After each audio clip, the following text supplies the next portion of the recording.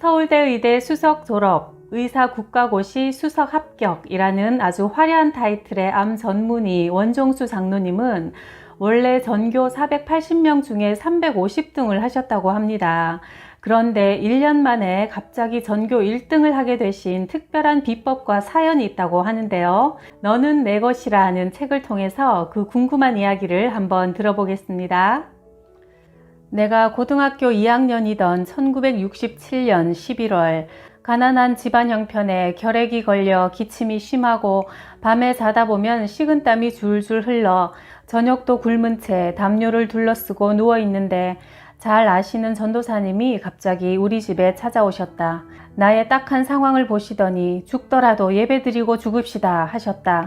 전도사님이 내가 방바닥에 누운 채로 머리에 손을 얹고 간절히 기도해 주시는데 갑자기 내 피곤한 몸이 벌떡 일어나 앉아지면서 하나님, 저는 죄인입니다 하는 마음이 우러나오더니 눈물이 나기 시작했다. 밤에 참외밭에 가서 주인 몰래 참외를 따먹은 것도 생각나고 학교 변소에 돌을 풍덩 집어던져서 여자 선생님을 깜짝 놀라게 했던 일 등 나는 이미 잊어버린 사소한 것까지 하나님은 다 기억하고 계셨다. 어린 마음에 큰 죄는 아니라고 생각했지만 하나님 앞에선 바늘도둑이나 소도둑이나 죄는 다 같았다. 눈물 콧물을 줄줄 흘리며 방바닥을 뒹굴고 울면서 하나님 앞에 그저 죄인이라고 고백하기를 2시간 동안이나 했다. 모든 것을 회개하고 나니 마음에 평안을 주시면서 말씀을 들려주셨다. 종수야, 너는 내 것이다. 나는 너무나 기뻤다. 세상에서 나를 알아주는 이가 아무도 없는 줄 알았는데 하나님께서 나를 사랑하신다니 기쁨이 차고 넘쳤다.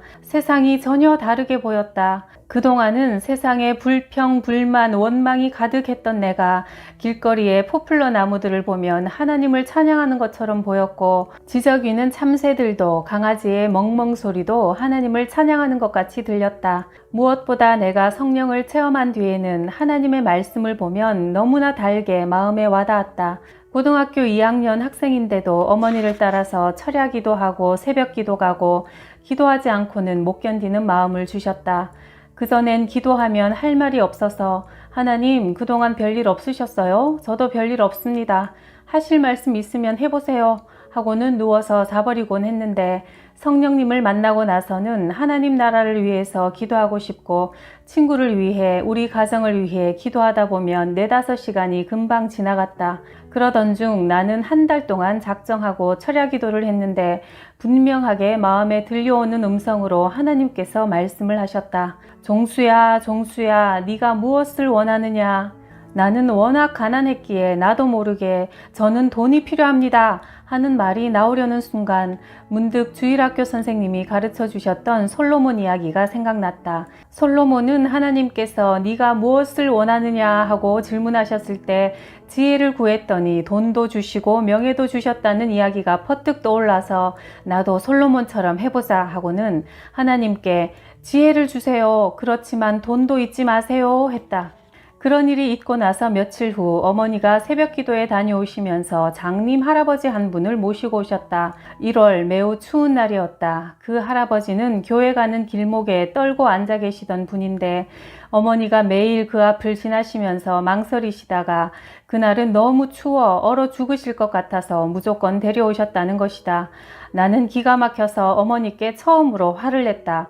아니, 지금 우리 처지에 그 거지 할아버지를 데리고 오시면 어떡합니까? 그러나 어머니는 나에게 할아버지를 씻기고 옷을 갈아입히라고 하셨다. 나는 하는 수 없이 하나님께 순종하는 마음으로 한 벌밖에 없는 내 속옷을 내드리고 그 더러운 몸을 씻겨드리긴 했지만 솔직히 마음에 기쁨은 하나도 없었다. 할아버지를 모셔다 놓은 지 일주일 후에 기도를 하는데 또 하나님의 음성이 들려왔다. 종수야, 저 노인이 바로 나다. 내가 배고프고 추워 떨고 있을 때 많은 사람들이 거룩한 모습으로 성경 찬송을 들고 새벽 기도를 하러 내 옆을 지나가더구나. 그 중에 아무도 나를 아는 척 하지 않았고 가끔 어떤 이들이 동전이나 지폐를 던져주었지만 그런데 네 어미 과부댁이 어제 저녁도 죽이 모자라서 자식들에게 한 숟가락 더 먹이고 금식을 밥 먹듯이 했던 네 어미가 내 지팡이를 잡고 너희의 방으로 나를 인도했구나. 나는 너의 집이 궁궐 같고 가나안 같다. 푸른 초장이고 따뜻한 봄날 같구나. 앞으로 너의 가정에 배고픔이 없게 해주마.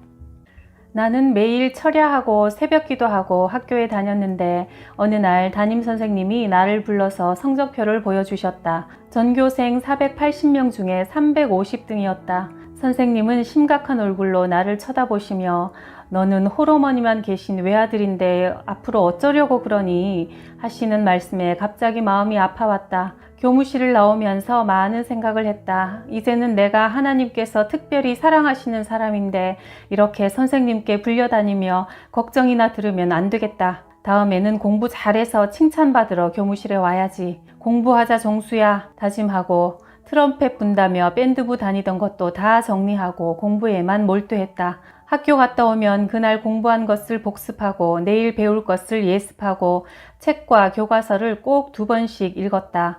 공부가 그렇게 재미있을 수가 없었다. 책상에 앉으면 오로지 공부 잘해서 하나님께 영광 돌려야지 하는 생각뿐이었다. 여전히 거지 할아버지는 아랫목에 가만히 앉아 계셨다.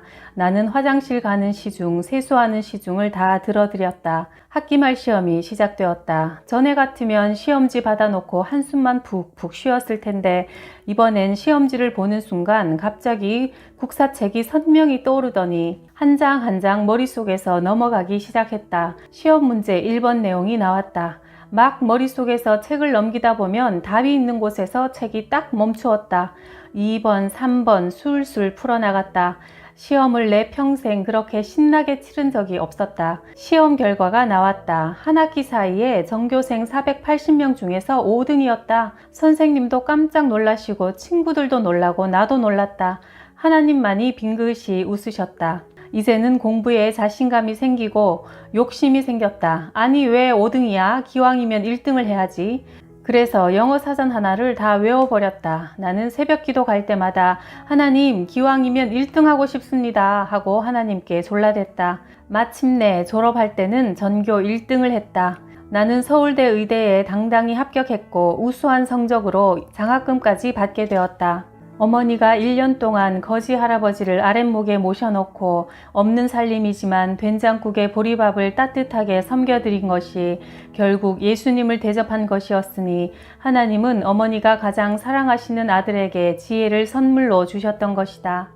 나는 서울대학교 의과대학을 다니는 동안 공부하기 전에 항상 먼저 구약 한 장, 신약 한 장을 읽고 하나님 앞에 기도했다. 하나님 아버지, 이 의학 공부가 나의 유익과 번영을 위한 것이 아니라 하나님께 영광이 되도록 하나님의 뜻에 맞게 써주시옵소서. 그렇게 새벽 5시까지 열심히 공부하고 5시가 되면 새벽 기도에 갔다. 하나님 앞에 무릎을 꿇고 간절히 기도했다. 내 삶의 우선순위는 하나님이 되게 해주시옵소서. 그때 내 나이 20이었다. 낙제만 면하면 좋겠다 하는 마음이었는데 1975년 서울대 의대를 수석 졸업하게 되어 신문에 실렸고 청와대에 가서 박정희 대통령과 악수하며 격려를 받았다. 게다가 전국 의사 국가고시에서도 1등을 하자 여기저기서 중매가 들어왔다. 정부 고위층에서는 결혼도 군대식으로 하려고 했다. 자기들이 좋으니까 해야 된다며 거의 명령조로 나왔다. 중매쟁이들의 손에 내 신상이 나도 모르게 들어갔고 무척 시달렸다. 아침에 고급차들이 집 앞에 대기하고 있다가 서로 자기 차를 타야 한다며 밀고 당기는 해프닝이 벌어지기까지 했다. 나는 기도했다. 하나님, 이게 뭡니까? 내가 결혼을 해도 팔려가는 당나귀가 되지 않게 해주세요. 나의 아내가 될 사람은 하나님을 진정으로 사랑하는 성령 충만한 사람을 주세요. 대학병원에서 인턴을 할 때도 내가 복도에 지나가면 등 뒤에서 저 사람이 원종수야, 수석 졸업했대, 국가고시도 1등이래, 아직도 총각이래 하는 소리가 들려왔다. 지금 내 아내는 미국 교회의 어느 분이 중매에서 만났는데 서울 음대를 졸업하고 미시간에서 석사 공부 중이었다. 처음 보는 순간부터 나는 그녀에게서 편안함을 느꼈다. 내게는 권력보다 재물보다 나를 이해해주고 편하게 해주는 사람이 필요했다. 아내는 내게 무척 희생적이고 어머니와 누님들에게도 성의를 다한다. 결혼식이 끝나고 우리는 신혼여행 대신 오살리 금식기도원에서 어머니를 모시고 셋이 함께 금식기도로 우리의 장례를 하나님께 맡겨드렸다. 첫 인턴 월급을 받아 어머니께 드리자 어머니는 종수야, 이것은 첫 열매이니 먼저 하나님께 드리자. 우리가 여태껏 고생했는데 한 달만 더 고생하자 하시며 내 첫 월급을 몽땅 봉투째 하나님께 드리셨다. 나는 어머니 말씀이라면 무조건 순종했다. 의사고시에 수석으로 합격했을 때는 3일 제약에서 커다란 트로피와 상금 10만 원을 보내주었는데 어머니는 종수야, 상금 타본 일 없지? 이것도 첫 열매이니 하나님께 먼저 드리자 하시며 그 상금도 봉투째 교회에 헌금하셨다. 하나님 안에서 온 가족이 함께 기도하고 의논하며 살아온 우리에게는 그런 일들이 너무나 자연스러웠다. 1976년 미국으로 와서 인턴 레지던트를 마치고 개업을 하고 나니 동양인 의사에게 찾아오는 사람이 없었다. 어느 날 흑인 환자를 치료해주고 났더니 그 사람이 자기 차에 자기가 존경하는 목사님 한 분이 계신데 진찰을 해줄 수 있는지 물었다. 흑인 목사님이신데 은퇴를 하시고 당뇨병이 심해져서 눈이 머신 분입니다 하여 나는 무료로 진찰을 해주었다. 거의 1시간 동안 세심하게 상담하고 약을 챙겨드리니 그 흑인 목사님께서 너무나 감동하셔서 내가 닥터원을 위해서 기도해도 될까요? 내가 닥터원에게 갚아줄 것이 없으니 기도를 해주고 싶습니다 하셨다. 내가 가운을 입은 채 그 흑인 할아버지 앞에 무릎을 꿇고 앉았다. 그 목사님은 감동이 되셔서 손을 부들부들 떠시며 예언 기도를 하기 시작했다. 너는 나의 일을 하라. 그러면 환자는 내가 책임져 주마. 너에게 앞으로 많은 환자가 찾아올 테니 너는 그들에게 복음을 증거하라. 나도 눈물을 흘리며 옳습니다. 아멘, 아멘 했다. 이제 막 개업해놓고 환자가 오지 않는다고 걱정하기 전에 환자 한 사람 한 사람이 올 때마다 예수님께서 나에게 보내주셨다고 생각하고 그들에게 주님의 사랑을 전하리라 다짐했다. 어느 날 미국 자동차 회사인 포드의 중력 제임스 커스라는 분이 나를 찾아왔다. 진찰해보니 임파선 암이었다. 왠지 전도하고 싶은 마음이 다른 사람보다 더 강하게 일었다. 상황이 급했던 것 같다. 공공병원에서 전도하다가는 쫓겨날지도 모르는데 위험을 무릅쓰고 만날 때마다 예수님 믿으세요 하고 전했지만 받아들이지를 않았다. 예수님을 믿으라고 하면 내가 왜 믿어야 합니까? 나는 가진 것도 많고 가족과 친구들에게 나쁜 일을 한 적도 없고 예수 믿을 필요가 없습니다 했다. 3번, 4번 전도해도 받아들이지 않았다. 의사들 말에 의하면 오하이오의 톨레도 병원에서 한국 의사 한 분이 예수님을 전하다가 해고된 적이 있다고 했다. 내가 근무하는 대학병원도 기독교 재단이 아니라 예수를 전하다가는 쫓겨날지도 모른다는 생각이 들자 슬그머니 불안해졌다. 제임스는 얼마 동안 병이 호전되는 것 같다가 어느 날 갑자기 임파선 암이 재발되어 응급실을 통해 들어왔다. 뇌에도 암이 퍼졌고 이미 늦어서 회복하기 힘든 사람이 되었다. 보호자들과 제임스는 이제 가망이 없으니 편안하게 마지막을 보내게 하자고 의견이 일치되었다. 입원한 지 사흘째 제임스가 정신이 돌아오자 옆에 있던 부인에게 나를 좀 만나게 해달라고 부탁을 했다고 한다. 내가 제임스를 만나서 의사로서 필요한 사항들에 대해 대화를 하고 막 돌아 나오려는데 하나님의 음성이 들려왔다. 오늘 네가 다시 제임스에게 예수를 전하지 않으면 네 손에서 그의 피를 찾으리라. 하나님, 이 병원은 기독교 병원도 아닙니다. 예수님 증거하다가는 쫓겨날지도 모릅니다. 그동안 제가 5번 넘게 전도했지만 그래도 안 받아들이는데 내가 왜 또 해야 합니까? 그러자 다시 하나님이 말씀하셨다. 아니야, 나는 아직 그 영혼을 사랑한다. 뭘 하니? 시간이 얼마 안 남았다. 제임스 곁에는 보호자, 간호사들, 인턴, 레지던트도 있는데 내가 만일 제임스 커스에게 복음을 증거하다가 일자리를 잃거나 또는 의사 일을 못하게 된다면 나는 당당히 천국 가서 예수님을 만날 수 있을 것 같았다. 이런 것도 순교겠지. 짧은 시간에 많은 생각이 지나갔고 갈등했다. 내가 지금 이 땅에서 잘 살 것인가 아니면 천국에서 영원한 상급을 받을 것을 택할 것인가. 드디어 마음에 결정을 했다. 그래, 의사 그만두라면 그만두지. 죽으면 살리라. 병원을 그만둘 각오를 하고 다시 제임스의 병상 앞에 다가서서 그의 손을 꼭 잡았다. 제임스, 이제 당신 목숨은 이 세상에서 하루 이틀밖에 안 남았습니다. 하나님께서 당신을 향해 아직도 뜨거운 사랑을 베풀고 계십니다. 당신의 죄를 대속하기 위해 아낌없이 생명을 내어주신 예수님을 이제 당신의 구주로 영접하겠습니까? 당신은 지금 세상에서의 삶이 끝날 때 갈 곳이 준비되었습니까? 제임스는 고개를 저으며 눈물 어린 얼굴로 말했다. 나는 내가 어디로 가야 하는지 모릅니다. 닥터원 말이 맞아요. 내 마음은 그동안 답답했고 안타까웠어요. 내가 죄인이라는 것을 이제 알겠어요. 예수님이 흘리신 피를 의지하고 예수님을 나의 구주로 영접하기를 원합니다. 나는 제임스의 손을 잡고 기도하기 시작했다. 하나님, 나는 죄인입니다. 어디로 와서 어디로 가는지도 알지 못하고 내 멋대로 살았습니다. 이 시간 예수님을 영접하고 하나님의 자녀가 되기를 원합니다. 제임스는 뇌의 암 때문에 언어에도 장애가 있어 떠듬떠듬 기도를 따라했다. 예수님의 이름으로 기도합니다. 아멘 하면서 눈물을 하염없이 흘렸다. 그 순간 죽음에 대한 두려움과 가족들에 대한 걱정, 근심이 그의 얼굴에서 깨끗이 사라졌다. 주님이 주시는 평안이 가득한 모습으로 변해버렸다. 밝은 얼굴로 내 손을 잡으며 닥터원 땡큐 땡큐, 닥터원이 아니었으면 저는 예수님을 영영 몰랐을 겁니다 하고 기뻐했다. 그의 부인과 자녀들도 나를 붙들고 감사하다고 몇 번이나 되풀이했다. 내가 제임스에게 이렇게 말했다. 당신은 나보다 먼저 천국에 가지만 나도 곧 따라갈 겁니다. 그랬더니 제임스가 당신을 천국 문 앞에서 기다리고 있겠어요 하며 얼굴에 평화로운 웃음을 띄었다. 내가 굿바이 하고 돌아서는데 그는 마지막 숨을 크게 내쉬고는 죽었다. 그 장면을 보고서 내가 얼마나 감사했는지 모른다. 그 자리에 함께 있던 인턴, 레지던트, 간호사, 보호자 중 한 사람이라도 나를 병원에 고발했다면 나는 일자리를 잃었을 텐데 아무 일도 일어나지 않았다. 오히려 가족들이 모두 함께 예수님을 믿기로 했다. 어느 날 비비언 밀러라는 암 환자가 수소문해서 나를 찾아왔다.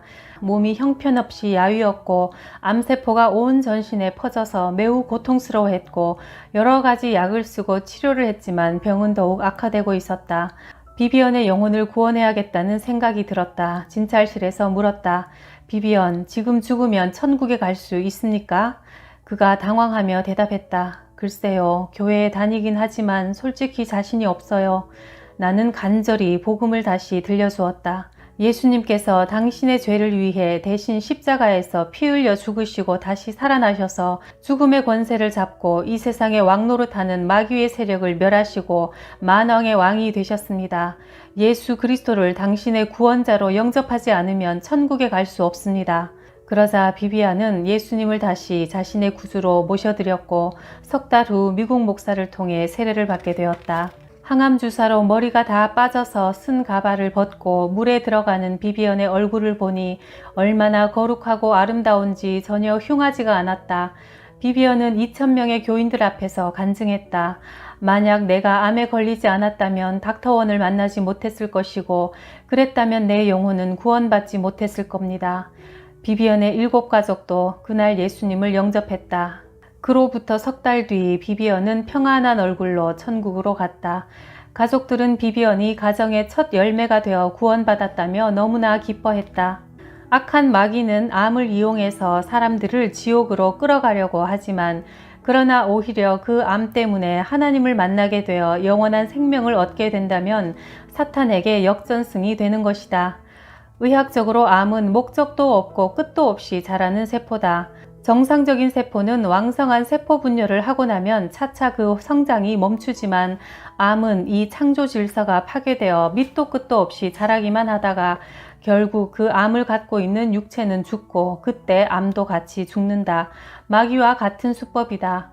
마귀가 인간의 영을 가로채어 세상에서 목적도 없고 끝도 없이 방황하게 하다가 자신이 지옥 갈 때 그 영혼을 데리고 가는 것과 똑같다.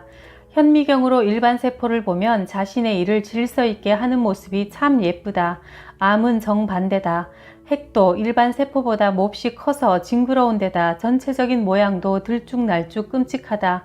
이 세포들을 현미경으로 보면 아, 정말 암은 마귀와 똑같구나 라는 생각이 절로 든다. 질서 없이 자라서 혈관이 가는 길을 차단시켜 자신에게 끌어들이고 결국 다른 정상세포를 죽이고 만다.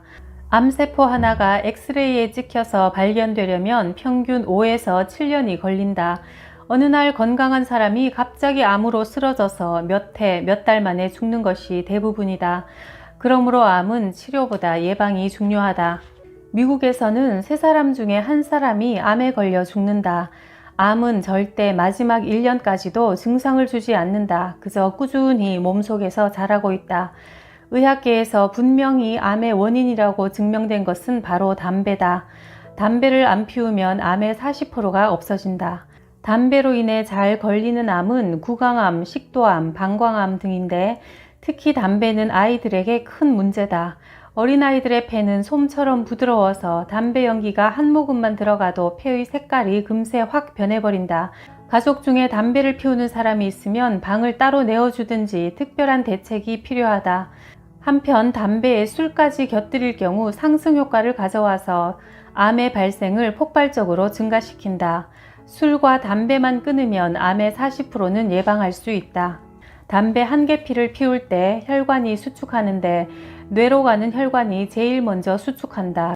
그래서 뇌는 영적인 생각을 하지 못하고 동물적이고 육적인 생각만 하게 된다. 또한 지나친 걱정이 스트레스가 되어 암을 유발하므로 나는 암을 예방하는 제일 근본적인 것이 기도라고 생각한다. 마음이 부글부글 끓는 일, 나를 괴롭히는 생각들이 기도할 때 파괴되고 평안이 마음속에 깊이 자리 잡는다. 예수님의 보혈로 하나님과 화해하여 새 피조물이 되지 않으면 불만이 많아지고 마음속에 평안이 없어진다. 그러면 고혈압, 심장병이 생기고 암을 잡는 경찰세포는 줄어들 수밖에 없다. 불안과 스트레스를 풀어버리는 최고의 방법은 기도다. 하나님께 나아가 내게 이런 문제가 있습니다. 아버지께서 해결해 주세요. 맡겨야 한다. 암에 걸린 분들은 마음에 울분이 화병이 많다. 마음의 불안, 고통, 미움을 하나님께 맡겨버려야 암을 잡는 경찰세포가 길러진다. 그 믿음으로 하나님께 기도하고 의사에게 와서 치료받는 그 균형이 딱 맞을 때 암이 치료가 된다. 암 전문의인 내 사명은 암 환자들을 그리스도의 품으로 돌아오게 하는 것이다. 그들이 비록 암에 걸려서 죽더라도 하나님을 만나 영원한 하늘나라에 가도록 복음을 전하고 간절히 기도한다.